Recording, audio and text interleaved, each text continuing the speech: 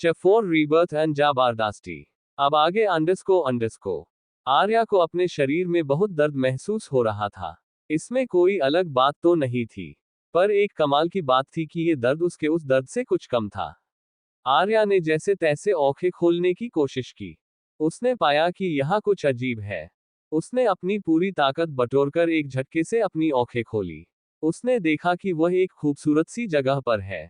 एक मिनट अंडरस्को। उसने अपना सिर उठाकर देखा तो उसके दोनों हाथ बंधे हुए थे, ठीक उसी तरह जिस तरह उन हैवानों ने उसे बांधा हुआ था। लेकिन यहाँ फर्क इतना था कि उसके होठों को उन नुकीली लोहे की जंजीरों के बजाय गुलाबी करल की सॉफ्ट सी हथकड़ियों से बांधा गया था। उसे लगा कि कहीं उसकी आंखें तो खराब नहीं हो गई है। उसने एक बार फिर से अपनी आंखें कसकर बंद कर ली। उसके आंखें बंद करते ही जोरदार आवाज के साथ दरवाजा खुला। आर्या के दिमाग में पता नहीं क्या आया, उसने अपनी आंखें नहीं खोली। दरवाजे पर एक आदमी एक लड़की का सहारा लिए खड़ा था। वह लड़की उस लड़के को संभाला कर लाए और बेड पर पटक दिया।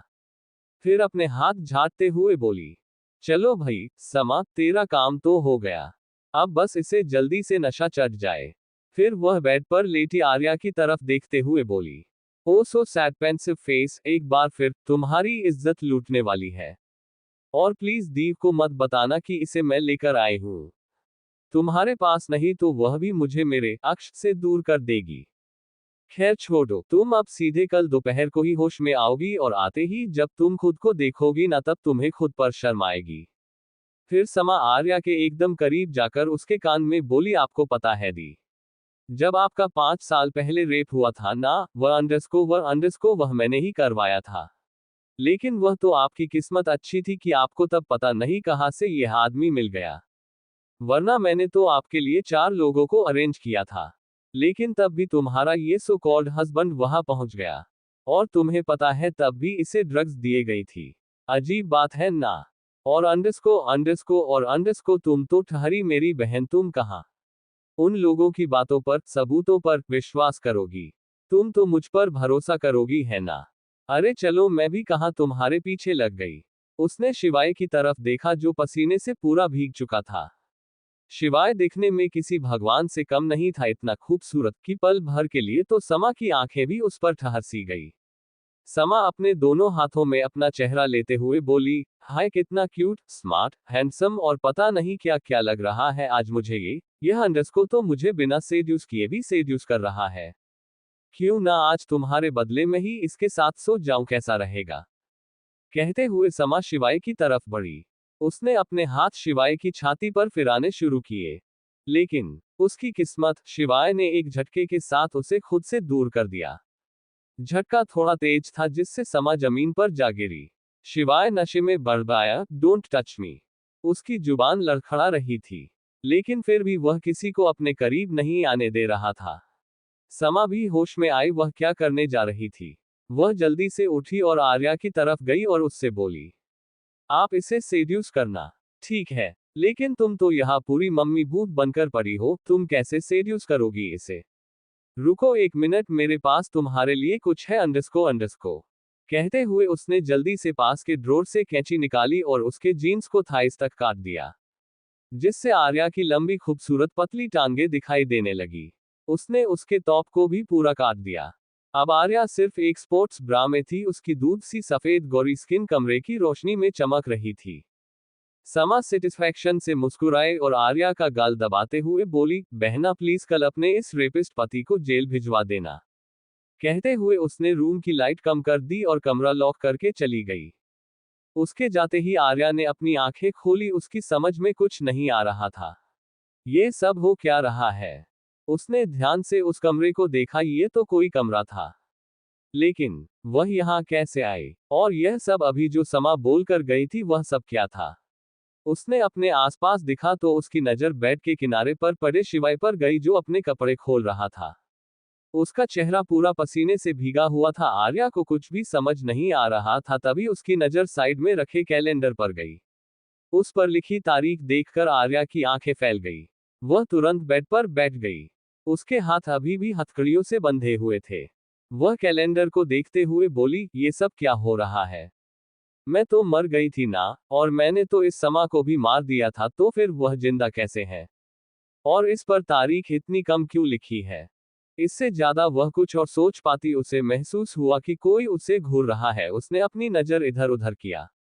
सामने बेड की दूसरी तरफ बैठा शिवाय उसे घूर रहा था। शिवाय महेश्वरी, यह वही इंसान था जिसने उसका रेप किया था। और फिर वह प्रेग्नेंट हो गई थी, इसके बाद उसका बच्चा मरा हुआ पैदा हुआ था। नहीं, अंडरस्को मेरा बच्चा जिंदा है, ये याद आते ही उसके होठों पर मुस्कान आ गई। इस बात सा बेखबर कि उसकी यह मुस्कान सामने बैठे शख्स को कंट्रोल खोने पर मजबूर कर रही है। आर्या ने शिवाय को देखा। शिवाय तो बहुत ही जवान लग रहा है, बिल्कुल वैसा जैसा वह 7 साल पहले था। इससे ज्यादा कुछ सोच पाती, उसे महसूस हुआ कि शिवाय उसकी तरफ बढ़ रहा है। उसने शिवाय से दूर हटते हुए कहा, शिवाय दूर रहो, शिवाय तुम गलत कर रहे हो। शिवाय होश में आओ, ये सब एक चाल है तुम्हें बर्बाद करने के लिए। कहते हुए वह बेड के हेडसाइड पर चिपक गई। वह यहां से भाग भी नहीं सकती थी, क्योंकि उसकी प्यारी बहन ने उसके हाथों को बड़े प्यार से बंध जो रखा था। उसने शिवाय को देखा। शिवाय सच में बहुत हैंडसम था, किसी भी लड़की के लिए उससे दूर जाना बहुत कठिन बात थी। लेकिन आर्या तो आर्या थी। वह अपने इमोशंस को संभालना अच्छे से जानती थी। वह इस आदमी के साथ एक पल भी नहीं रहना चाहती थी। शिवाय की नजर तो बस आर्या को ऊपर से नीचे तक देखे जा रही थी। वह भी उससे दूर होना चाहता था, लेकिन वह ऐसा चाहकर भी नहीं कर पा रहा था। वह उसे पकड़कर अपने करीब कर बोला, ई अंडरस्को इसके लिए त अंडरस्को तू अंडरस्को तुम जो चाहोगी अंडरस्को तुम्हें मिलेगा। कहते हुए आर्या के होठों पर अपने होठ रख दिए। आर्या खुद को छुड़ाने की कोशिश करती रही, लेकिन कुछ नहीं हुआ। उसके हाथ भी बंधे हुए थे, जिसके कारण वह कुछ कर भी नहीं सकती थी। वही ड्रग्स के नशे के कारण शिवाय भी खुद को कंट्रोल नहीं कर पा रहा था। और धीरे धीरे कमरे का सारा माहौल ही बदल गया। वहां आर्या की सिसकियां चारों तरफ सुनाई दे रही थी। लगभग 2 घंटे बाद शिवाय को थोड़ा होश आने लगा। उसे महसूस हुआ कि उसके नीचे जो लड़की है वह रो रही है। वह धीरे से उसके कान के पास जाकर बोला, त अंडरस्को तुम र अंडरस्को रो क्यों रही हो? आर्या सिसकते हुए बोली, मां अंडरस्को मुझे दर्द हो रहा है। और फिर से रोने लगी। शिवाय उससे अलग होते हुए धीरे से बोला, take 30 seconds rest then we will start again. उसकी आवाज में उसकी मदहोशी और उसकी जरूरत दोनों महसूस हो रही थी। आर्या ने जैसे ही चैन की सांस ली, शिवाय फिर से उसके ऊपर आकर अपनी उसी दिलकश आवाज में बोला, your time is over. Arya कुछ बोल पाती उससे पहले ही शिवाय उस पर हावी हो गया। सुबह होने को आई थी, लेकिन शिवाय रुकने का नाम नहीं ले रहा था। जब भी आर्या उससे शिकायत करती, वह हर बार उसे 30 सेकंड देता और फिर से शुरू हो जाता। आर्या में अब बोलने तक की ताकत नहीं बची थी। धीरे धीरे वह बेहोश हो गई। अब तक शिवाय भी बुरी तरह थक चुका था, लेकिन उसका शरीर उसे आर्या से दूर नहीं होने दे रहा था। शायद इस बार ड्रग्स की क्वांटिटी थोड़ी ज्यादा ही हो गई थी। आखिर में शिवाय ने जैसे तैसे खुद को आर्या से अलग किया। फिर खुद को और आर्या को ब्लैंकेट ओढ़ाकर खुद भी सो गया। 7 घंटे बाद अंडरस्को आर्या की आंखें खुली। उसे अपने शरीर में दर्द महसूस हो रहा था। उसने अपनी आंखें खोली। एकदम से रोशनी आंखों पर पड़ने की वजह से उसकी आंखें फिर से बंद हो गई। उसने अपना हाथ उठाकर अपने सिर को दबाना चाहा, पर उसके हाथ तो बंधे हुए थे। उसने धीरे धीरे अपनी आंखें खोलकर देखा तो अंडरस्को ये क्या? यह तो कोई खूबसूरत सा कमरा है। ना कि वह अंधेरे में लिपटा खंडहर। क्या वह कोई सपना देख रही है? उसने उठने की कोशिश की तो उसे कुछ भारी सा अपने ऊपर महसूस हुआ। आर्या ने सिर घुमाकर देखा तो ठीक उसके आंखों से 2 इंच आगे एक हैंडसम चेहरा था, जिसके बाल उसके माथे पर बिखरे हुए थे। आर्या इस आदमी को अपने इतने पास देखकर हड़बड़ी में पीछे हो गई। क्या ये शिवाय माहेश्वरी है? तो ये जिंदा है, लेकिन ये तो मर गया था ना। आर्या को कल रात की बातें याद आना लगी। उसने हैरानी से शिवाय को देखा। मतलब वह जिंदा है। आर्या की नजर अपने बंधे हाथों पर गई, और एक बार फिर वह चौंक गई। उसके हाथ इतने गोरे और इतने सॉफ्ट कैसे हैं? जबकि समा ने उसके हाथ पर ना जाने कितने ही चाकू चलाए थे। वह झट से बेड पर खड़ी हो गई। ऐसे अचानक खड़े होने से उसके शरीर पर लिपटा ब्लैंकेट पूरा नीचे गिर गया। आर्या का अभी इन सब में कोई ध्यान नहीं था। उसकी नजर कॉच की विंडो पर बन रहे खुद के रिफ्लेक्शन पर गई। अपने शरीर पर एक भी कपड़ा ना देखकर आर्या ने खुद को ब्लैंकेट से कवर किया। उसे अब जाकर अपने पैरों का दर्द महसूस हुआ। वह धम से बेड पर बैठ गई और सामने विंडो पर खुद को देखना लगी। उसका चेहरा कितना खूबसूरत है। बिल्कुल उसी तरह जब वह 24 साल की थी। वही खूबसूरत आंखें, परफेक्ट होठ, लंबे बाल। उसने हिचकिचाते हुए अपने शरीर से उस ब्लैंकेट को हटाया और अपने पूरे शरीर को अच्छे से उस रिफ्लेक्शन में देखने लगी। हॉर्नडस को उसकी बॉडी में कहीं पर भी कोई ऐसा निशान नहीं था जिससे वह ये कह सकती थी कि उसे पीटा गया है। लेकिन अपने शरीर पर बने इतने सारे लव बाइट्स को देखकर उसकी आंखें शर्म ने झुक गई। उसने खुद को 2 बार ब्लैंकेट से कवर किया और अपना सिर पकड़कर बेड पर बैठ गई। अब आगे अंडरस्को आर्या को कुछ भी समझ में नहीं आ रहा था, तभी उसके कानों में किसी की आवाज गई। क्या तुम्हें खुशी नहीं है कि तुम्हें शिवाय माहेश्वरी ने छुआ है? यह आवाज अंडरस्को यह आवाज वह कैसे भूल सकती थी? इसी आवाज से तो वह सबसे ज्यादा नफरत करती थी। और शायद अभी भी करती है, लेकिन अभी उसके पास नफरत करने के लिए और भी लोग हैं। उसने मुड़कर देखा तो वह हैंडसम आदमी अपना सिर अपने हाथ में टिकाए उसे ही देख रहा था। आर्या को उसकी आंखें देखकर याद आ रहा था कि यह आदमी अंडरस्को, जिससे उसने खुद को छोड़ने की कितने मिन्नतें की थी। लेकिन इस आदमी ने उसे नहीं छोड़ा, बल्कि उसे बार बार 30 सेकंड बोलकर फिर से शुरू हो जाता था। What rubbish! आर्या गुस्से से उसकी तरफ बढ़ी, लेकिन उसके हाथ अभी भी बंधे हुए थे। उसने अपने पैरों का इस्तेमाल किया और एक जोरदार लात के साथ अपने सामने सो रहे उस लड़के को जमीन पर फेंक दिया। और गुस्से से बोली, तुम्हारी हिम्मत कैसे हुई मुझे दोबारा छूने की? रुको तुम्हें तो मैं अंडरस्को तुम बेशर्म आदमी, मैंने तुम्हें कितनी बार मुझे छोड़ने को कहा, लेकिन अंडरस्को यू बेस्टेड। उसकी बात बीच में काटते हुए शिवाय जमीन से उठते हुए गुस्से से बोला, वह तुम ही थी जिसने मुझे ड्रग्स दिए थे ताकि मैं किसी और लड़की के साथ यह सब करूं और तुम मुझसे अपना बदला लेने के लिए मुझे जेल भेज सको। और अब जब तुम्हारी चाल उल्टी पड़ गई है तो तुम मुझ पर ही इल्जाम लगा रही हो। आर्या को अपनी मेमोरी में याद आया कि यह सब तो पहले भी हो चुका है, सिवाय उससे शिवाय को बेड से नीचे गिराने के अलावा उसे याद आ रहा था कि इस आदमी को ड्रग्स तो दीव ने दिए थे, तो फिर यह उसे ऐसे कैसे ब्लेम कर सकता है? वह भी गुस्से से अपने हाथों को छुड़ाने की कोशिश करते हुए बोली, यू ब्लडी अंडरस्को तुम्हें कैसे पता चला कि मैंने ही तुम्हें ड्रग्स दिए हैं? तुम तो अपनी उस सो कॉल्ड गर्लफ्रेंड के साथ डेट पर गए थे ना, तो मैं वहां कैसे आ गई?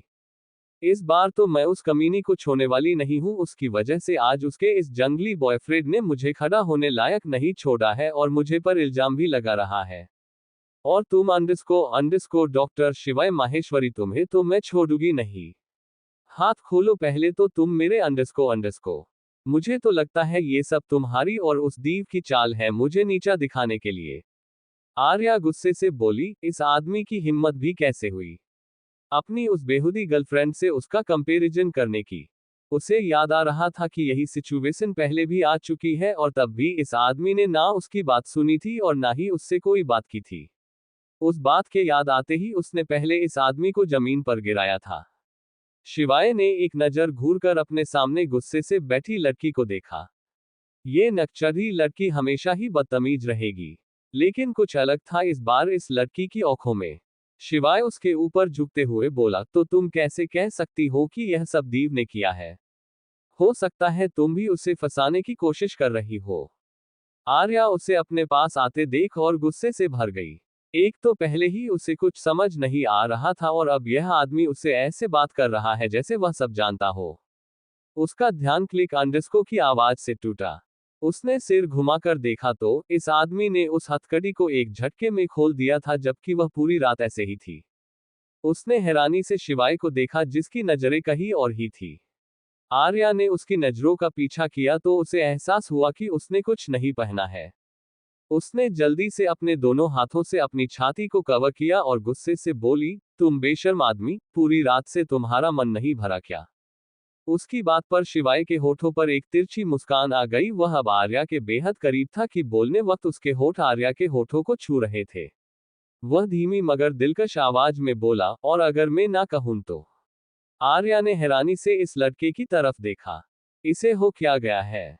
इसने तो कभी भी उससे ऐसी बातें नहीं की थी। वह तो उससे बात भी कहा करता था। उसने अपने हाथों को उठाया और पूरी ताकत से शिवाय को खुद से दूर झटक दिया और खुद ब्लैकेट लेकर वॉशरूम में घुस गई। शिवाय उसी तरफ देखते हुए बोला, ये सब तुमने ही किया है, अब देखना कैसे मैं तुम्हारे मुंह से ही सब उगलवाता हूँ। मुझे पता है शिवांश को भी तुमने ही किडनैप किया है। इसके लिए तो तुम्हें बहुत बड़ी कीमत चुकानी होगी। बस एक बार मेरे बेटे को मिलने तो दो। इस वक्त उसकी आंखों में आर्या के लिए बेहिसाब नफरत थी। जैसे अगर इस पल आर्या उसके सामने आ गई तो वह उसकी जान लेने में एक बार भी नहीं चुकेगा। वही आर्या बार बार मिरर के सामने खुद को देख रही थी। वह समझने की कोशिश कर रही थी कि यह सब हो क्या रहा है। तभी कहीं से उसके दिमाग में पुनर्जन्म का ख्याल आया। तो क्या उसका रीबर्थ हुआ था? हाँ, ये सब तो उसकी लाइफ में पहले भी हो चुका है। इसका मतलब वह अपनी जिंदगी में 8 साल पीछे पहुंच गई है। इसका मतलब कि उसका बच्चा अभी जिंदा होगा, है ना? हाँ, अगर यह सब सच है तो उसका शिवू जिंदा होगा। उसने इस नई जिंदगी के लिए भगवान को थैंक यू किया। उसे भरोसा तो नहीं हो रहा था पर वह खुश थी। अब वह अंडस को वह सब कुछ करेगी जो वह पहले नहीं कर पाई थी। क्या उसे शिवाय को सब बता देना चाहिए? उसके बाद वह अपने बेटे को लेकर यहाँ से बहुत दूर चली जाएगी। लेकिन क्या उसका बेटा उसके साथ आएगा? उसने कितना बुरा बिहेव किया था उसके साथ। ये सब सोचते हुए उसने जैसे तैसे खुद को नहलाया। उसका मन कर रहा था कि वह अभी बेड में जाकर सो जाए। वह अभी बहुत कमजोर महसूस कर रही थी। आधे घंटे में उसने अपना नहाना खत्म किया और बाथरोब पहने बाहर आई। वह ढंग से चल भी नहीं पा रही थी। जैसे ही वह बेड पर लेटी उसके कानों में किसी की गुस्से भरी आवाज आई। जल्दी जाओ वहां, मैं भी बस पहुंच रहा हूं। किसी भी तरह से आग को ज्यादा बने मत देना। आग अंडस को शब्द सुनते ही आर्या के कान खड़े हो गए। वह झटके से उठ खड़ी हुई और जाकर शिवाय के सामने खड़ी हो गई। उसने बिना ज्यादा पूछे उसके हाथ से उसका फोन ले लिया और उससे पूछते हुए बोली, आग दिल्ली वाली फैक्ट्री में लगी है क्या? पहले तो शिवाय उसको उसकी इस हरकत के लिए सजा देने वाला था, लेकिन उसकी बात सुनकर उसके फोन लेने के लिए आगे बढ़े हाथ रुक गए। वह उसे शक भरी नजरों से देखते हुए बोला, तुम्हें कैसे पता? कहीं तुम्ही ने तो अंडस को। फिर गुस्से से, लिसन, अगर मुझे 1% भी पता चला ना कि इस सब के पीछे तुम हो तो तुम भूल ही जाओ कि तुम कभी जिंदा भी थी। अचानक से फोन पर चल रहे आर्या के हाथ रुक गए।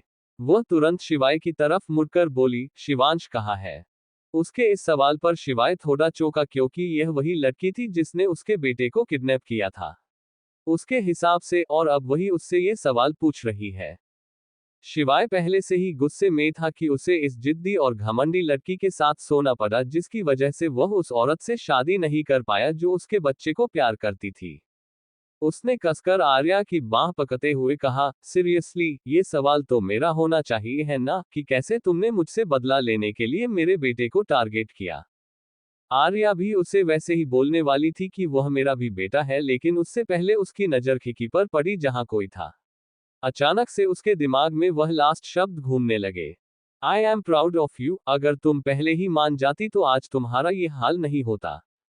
वह आदमी कौन था जिसे वह देख नहीं पाई थी? इसका मतलब उन पर नजर रखी जा रही है। ये ख्याल आते ही उसे याद आने लगा कि ठीक ऐसे ही पिछली बार भी हुआ था। और इस सब के कुछ देर बाद उसे शिवू की मौत की पता चला था, जिसके बाद उसने अपने सामने खड़े इस इंसान की सबसे कमजोर साइड देखी थी, जो अपने बच्चे के लिए थी। अगर वह अभी कुछ भी ऐसा बोलती है जिससे उस इंसान को जरा सी भी भनक लगी, तो हो सकता है वह उसके बच्चे को सबसे पहला मार दे। नहीं, वह एक बार फिर अपने बच्चा को नहीं खो सकती। वह बोली, आज कितनी डेट है? वॉट? शिवाय असमंजस से बोला। आर्या के होठ कुछ बोल रहे थे और उसकी आंखें कुछ, वह शिवाय को उस साए की तरफ देखने का इशारा कर रही थी। पर शिवाय का दिमाग अभी बहुत खराब था, इसलिए वह बस आर्या को डांटने में कॉन्ट्रैक्ट कर रहा था। शिवाय बोला, यह कोई बात है पूछने की एंग्री, और तुम मुझे मुद्दे से भटका रही हो। ये सब तुम जानबूझकर कर रही हो ना? एक बार मेरे बेटे को तो मिल जाने दो, तब देखना मैं तुम्हारा क्या हाल करता हूं। आर्या ने जब देखा कि यह लड़का उसकी एक भी नहीं सुन रहा है तो उसने गुस्से से कहा, ओक फाइन, बोलते रहो जितना बोलना है, तुम में दिमाग नाम की चीज ही नहीं है। हांडस को बड़े आए माहेश्वरी खानदान का सबसे होनहार इंसान। वह उसकी नकल उतारते हुए बोली, और उसके हाथ से जानबूझकर उसका कोट ले जाते हुए उसे ताना मारते हुए बोली, अब यह मत कहना कि तुम एक कोट तक अफोर्ड नहीं कर सकते। आर्या वॉशरूम में गई और जल्दी जल्दी कपड़े पहनने लगी। उसने शॉर्ट जींस और क्रॉप टॉप के बाहर से वही शिवाय का कोट और शिवाय का फोन भी उसी के पास था। वह बड़बड़ाई जा रही थी, बेबी मम्मा आपको कुछ नहीं होने देगी, बस थोड़ी देर में पहुंच जाऊंगी आपको लेने। उसकी आंखों में नमी आ गई। वह कपड़े पहनकर रूम में आई और शिवाय से बोली, अभी तुम्हारी गर्लफ्रेंड आएगी तो उसे किसी भी कीमत पर 1 घंटे तक मत छोड़ना, चाहे इसके लिए तुम्हें उससे खुद को सौंपना पड़े। आर्या की यह ऑर्डर देने वाली टोन शिवाय को बिल्कुल भी पसंद नहीं थी। ये लड़की उससे ऐसे बात करने की हिम्मत भी कैसे कर सकती है? और क्या कहकर गई है कि वह खुद का इस्तेमाल करे दीव को रोकने के लिए। उसका चेहरा गुस्से से भर गया। वह उसे डांटने के लिए उठा ही था कि डोर नॉक हुआ। आर्या के होठों पर एक शातिर मुस्कान आ गई। वह खिड़की से बाहर कूद गई और सीधा लिफ्ट में चली गई। वह अभी मुंबई के मालाबार हिल्स में थी। उसे यहां से मुंबई सिटी के लास्ट छोर पर बने होटल पैराडाइज में जाना था। वह नीचे आई और किसी को फोन कर होटल पर नजर रखने को बोल दिया। कुछ देर बाद उसके सामने एक बाइक आकर रुकी। वह उस पर बैठे शख्स को पीछे खिसकाकर खुद आगे बैठ गई।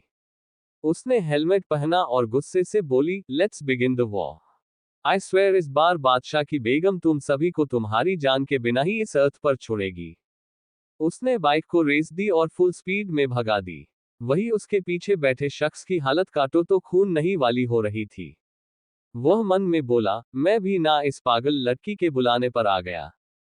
कितनी स्पीड में चला रही है बाइक अंडरस्को बेशक यह आर्मी में रहने वाले सभी लोग ऐसे ही होते हैं। हार्टलेस हर अंडरस्को। अब आगे अंडरस्को। बाइक पर पीछे बैठे शख्स की हालत अब ऐसी थी कि उसे उल्टी होने जैसा फील होने लगा था। पर आर्या को इन सब से अभी कोई मतलब नहीं था। मालाबार हिल्स सिटी के बीच में स्थित सबसे महंगी और खूबसूरत जगह थी। वहां से मुंबई के बाहर पहुंचने में लगभग 1 से 1.5 घंटे का समय लगता है। लेकिन अभी आर्या ने बाइक की स्पीड कुछ ज्यादा ही तेज कर रखी थी, जिससे वह लोग आधे घंटे में उस होटल के सामने खड़े थे। बाइक रुकते ही उसके पीछे बैठा शख्स उतरकर उल्टियां करने लगा। आर्या ने उसे पूरी तरह से इग्नोर कर होटल के अंदर भागी, जैसा उसकी पिछली जिंदगी में हुआ था। उसे ठीक सामने अपना क्रश श्रेय मेहता दिखा, जिसके चेहरे पर अभी 440 वॉट की स्माइल थी। ऐसा लग रहा था जैसे उसने कुछ बहुत कीमती मिल गया हो। इससे पहले कि वह आर्या को देख पाता, वह सामने एक पिलर के पीछे छिप गई। आर्या खुद को कोसते हुए बोली, क्या इस बार भी मैं टाइम पर नहीं आई हूं? वेट अंडरस्को पिछली बार तो जब पूरे होटल के आधे हिस्से तक आग पहुंच गई थी तब मुझे शिवांश की आवाज आई थी। लेकिन यहां देखकर तो ऐसा कुछ भी नहीं लग रहा जैसे कहीं आग लगी हो। वह सोच ही रही थी कि होटल के कुछ स्टाफ मैनेजर के साथ कहीं जा रहा थे और अचानक से फायर अलार्म बजने लगे। आर्या दिमाग लगाते हुए खुद से बोली, पिछली बार शायद आवाज स्टोर रूम से आई थी। वह बिना देर किए छुपते छुपाते स्टोर रूम की तरफ गई। उसका अंदाजा सही था, आग इसी तरफ लगाई गई थी ताकि जल्द से जल्द शिवांश शिवू का चैप्टर खत्म हो जाए। आर्या दरवाजे के पास पहुंची तो दरवाजे पर ताला लगा था। उसने बहुत कोशिश की पर ताला मजबूत था। डैम इट, अब क्या करूं? तभी उसके कानों में किसी के सुबकने की आवाज आई। यह आवाज स्टोर रूम से आ रही थी। अब मैं अंदर कैसे जाऊं? विंडो। आर्या ने इधर उधर देखा तो उसकी नजर एक लोहे की रोड पर पड़ी। उसने उसे उठाया और कांच की विंडो पर दे मारा। वह किसी तरह अंदर पहुंची। वहां का नजारा देखकर उसकी आंखें नम हो गई। सामने 5 साल के शिवांश के हाथ पैर बंधे हुए थे, उसके मुंह पर भी कपड़ा बांधा हुआ था। उसके कपड़ों पर जलने के निशान बने थे। आर्या जल्दी से उसके पास गई और उसे उठाते हुए बोली, हे अंडरस्को शिवू अंडरस्को त अंडरस्को तू अंडरस्को तुम ठीक तो हो ना? उसने जल्दी से उसके मुंह को खोला, फिर हाथ और पैर। शिवू बहुत डरा हुआ लग रहा था। वह रोते हुए आर्या से बोला, म अंडरस्को मम्मा म अंडरस्को मुझे न अंडरस्को ना समा और तैक श्रेयक ने म अंडरस्को मारा। कहता हुआ शिवू अपने हाथ आगे कर आर्या को दिखाने लगा, जिन पर गरम लोहे रखने के निशान बने हुए थे, जिसकी वजह से उसके नन्हे नन्हे हाथ लाल हो गए थे। वह अपनी मम्मा को गले लगाना चाहता था, उन्हें बताना चाहता था कि वह उन्हें यह देखकर कितना खुश है। पर उसे डर था कि उसके गले लगने से उसकी मम्मा उसे यही छोड़कर ना चली जाए। आर्या ने तुरंत उसे गले लगा लिया और अपने आंसुओं को कंट्रोल करते हुए बोली, आपकी मम्मा भी आपको मारने वालों को बहुत बुरी सजा देगी। ओके शिवू, चलो पहले तो यहाँ से चलते हैं। आर्या ने शिवू को कसकर गले से लगा लिया और खिड़की से बाहर कूद गई। उसने बाहर आकर अपने गोद में लिए बच्चे को देखा जो अब बेहोश हो चुका था। उसने उस बाइक को देखा जिस पर अभी भी वही आदमी बैठा था जो उसे लेकर यहाँ आया था। यही आदमी पिछली बार भी उसे लेकर आया था। फर्क सिर्फ समय का था। उसके कदम धीमे हो गए। उसके कानों में वह आवाज जो उसने लास्ट बार सुनी थी वह घूमने लगी। आर्या ने अपने कदम मोड़ लिए। वह इस जन्म में किसी पर भी भरोसा करने की गलती नहीं कर सकती थी। पिछले जन्म में भी यह सब हुआ था, पर वह होटल देर से पहुंची थी और अंदर जाते ही उसे श्रेय ने देख लिया और रोक भी लिया। आर्या उस वक्त इतनी बेवकूफ थी कि श्रेय के कहने भर से वह अंदर इस छोटे से बच्चे को देखने तक नहीं गई। अब उसके पास सिर्फ एक ही ऑप्शन था, वही उसकी बेस्ट फ्रेंड, जो कि इस वक्त उससे नाराज थी क्योंकि उसे लगता था कि आर्या को कम से कम शिवू से तो अच्छे से पेश आना चाहिए था। लेकिन आर्या थी जिद्दी, बिगैल वह कैसे उसकी बात मान लेती। बस इसी सब के चलते आर्या मैडम ने कर लिया झगड़ा वही के साथ भी। आर्या ने एक गहरी सांस ली और शिवू को ध्यान से पकड़ते हुए फोन निकाला। पिछली बार तो वह फोन भी नहीं लाई थी कि किसी को बताकर हेल्प ले सके। उसे अच्छे से याद था कि इस हादसे में शिवू के अलावा किसी को भी कोई चोट नहीं आई थी और इसी बात के कारण शिवू की मौत का इल्जाम उस पर भी आया था। उसने एक गहरी सांस ली और एक नंबर डायल किया। प्लीज वही पिकअप द फोन। पिकअप। जब फोन बस कटने ही वाला था तब वही ने कॉल पिक किया। दूसरी तरफ से वही की आवाज आई, हेलो। आर्या ने जैसे ही यह आवाज सुनी उसकी आंखों के सामने कुछ तस्वीरें आने लगी। जब उसने शिवाय माहेश्वरी को बर्बाद करने का मकसद पूरा होने के बाद उसका किडनैप हुआ था, तब उसके सामने बैठकर उसकी चचेरी बहन समा और दीव मजे से पॉपकॉर्न खाते हुए उसे वही और विभी की मौत कैसे होनी चाहिए, कैसे नहीं, यह बता रही थी। उसके आंखों के सामने ही इन दोनों को बड़ी बेरहमी से मारा गया था और वह चाहकर भी उन दोनों को बचा नहीं पाई थी। आर्या की आंखें नम थी। वह क्यों नहीं समझ पाई थी अपने आसपास के लोगों को। अब वह उन सभी से बदला लेगी जिन्होंने उसके छोटे से बेटे को तकलीफ दी थी। शिवू की हालत याद करते ही उसकी आंखें गुस्से से लाल हो गई। वह धीरे से बुदबुदाई, यू ऑल आर गॉन। वह फोन से आ रही आवाज से होश में आई। हेलो, कौन बोल रहा है? हेलो। आर्या धीमे से बोली, वही। कुछ देर की शांति के बाद वही बोली, आर्या। आर्या ने खुद को रोने से रोका और हिम्मत करके अपने पुराने अंदाज में बोली, वही यार प्लीज, मुझे तेरी हेल्प चाहिए। मेरा एक छोटा सा एक्सीडेंट हो गया है पैराडाइज होटल के पास में। मेरे पास शिवाय का फोन है तो मुझे किसी का नंबर भी याद नहीं है, इसलिए वही प्लीज अंडरस्को। उसकी बात के बीच में ही फोन कट गया। उसने फोन को कान से हटाकर देखा तो फोन की बैटरी डेड हो चुकी थी। उसने गुस्से से उस फोन को पटकने के लिए उठाया, पर उसके हाथ हवा में ही रुक गए। वह उस फोन को कोसते हुए बोली, बेकार, एकदम अपने बॉस की तरह, तुम भी मेरे किसी काम के नहीं हो, और वह भी, पता है कमीने ने कल पूरे 5 घंटे तक मेरे साथ। उसकी आंखें भर आई। वह रूधे गले से बोली, और जब मैं रो रही थी तो उसने क्या किया है पता है? कहने लगा, take 30 seconds rest then we will start again.